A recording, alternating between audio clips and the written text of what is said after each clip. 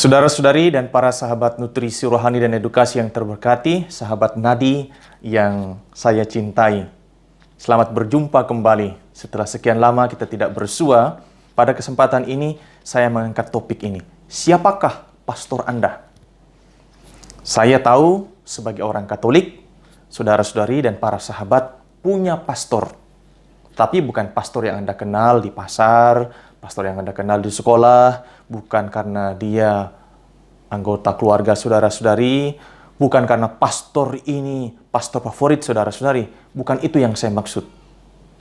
Tapi setiap orang Katolik mesti punya pastor. Bagaimana saya misalkan atau saudara-saudari mendapatkan pastor yang menjadi gembala untuk keselamatan jiwa-jiwa saudara-saudari? Ada 3 hal yang patut saudara-saudari ketahui untuk mengetahui siapa yang menjadi pastor saudara-saudari. Pertama, tempat, lokusnya. Yang kedua, intensi untuk tinggal di tempat itu.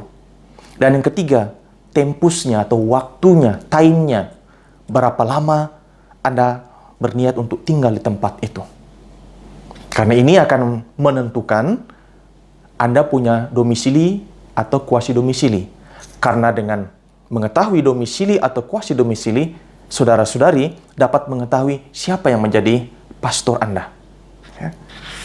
Saya bacakan kanonnya supaya lebih tepat. Baik melalui domisili maupun melalui kuasi domisili, setiap orang mendapat pastor paroki dan ordinarisnya. Jadi, dengan memiliki kuasi domisili atau domisili, saudara-saudari mendapatkan pastor atau ordinaris.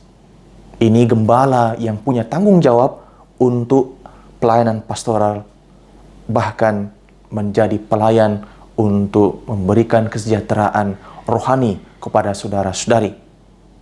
Maka, pertama-tama, saudara-saudari harus tahu, Anda punya domisili atau kuasi domisili. Harus jelas. Karena pastor paroki dari orang yang hanya mempunyai domisili atau kuasi domisili diosesan ialah pastor paroki tempat ia sedang berada. Sekarang saudara-saudari berada di mana? Paroki mana dan kuskupan mana? Nah, bagaimana mengetahui domisili dan kuasi domisili? Kanon 102 memberikan penjelasan.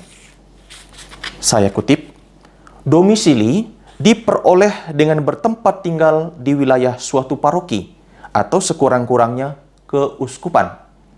Dengan maksud, ini yang saya maksud tadi intensi, dengan maksud untuk tinggal secara tetap di sana dan tidak ada alasan untuk berpindah atau sudah berada di situ selama genap 5 tahun. Jadi kalau saudara-saudari sudah tinggal di suatu paroki genap 5 tahun atau di suatu wilayah keuskupan, Anda punya domisili di paroki itu. Jelas Anda ini adalah umat dari paroki ini. Ini punya domisili di situ. Dan siapa yang menjadi pastor parokinya? Itulah pastor saudara-saudari. Kemudian yang kedua, kuasi domisili bagaimana diketahui? Kanon 102 paragraf 2 menjelaskan demikian. Saya kutip, kuasi domisili diperoleh dengan bertempat tinggal di wilayah suatu paroki atau sekurang-kurangnya keuskupan, dengan maksud untuk tinggal di sana sekurang-kurangnya selama 3 bulan dan tidak ada alasan untuk berpindah, atau kalau ternyata sudah berada di satu selama 3 bulan.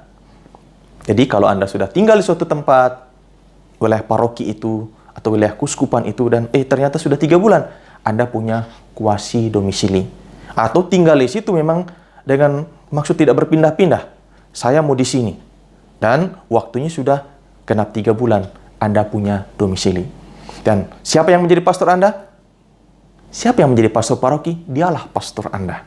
Karena seorang pastor paroki, sejak dia memperoleh jabatannya dan mengambil jabatannya secara kanonik, mulai saat itu ia wajib melaksanakan tugas dan tanggung jawabnya menjadi gembala bagi paroki itu. Sekarang Saudara-saudari, apakah sudah tahu siapa yang menjadi pastor Anda? Ketahuilah di mana Anda berdomisili atau minimal punya kuasi domisili. Siapa yang menjadi gembala, menjadi pastor paroki, atau menjadi ordinaris wilayah di wilayah itu, entah itu paroki, pastor paroki, atau siapa yang menjadi uskup di wilayah keuskupan itu, mereka itulah yang menjadi gembala saudara-saudari. Jadi, ketahuilah siapa menjadi gembala saudara-saudari, dan kepada merekalah saudara-saudari dapat memohon pelayanan pastoral dan juga pelayanan rohani dan spiritual. Selamat mengenal dan menerima pelayanan dari Pastor Bonus, gembala baik yang menjadi gembala saudara-saudari. Sampai jumpa pada kesempatan berikutnya.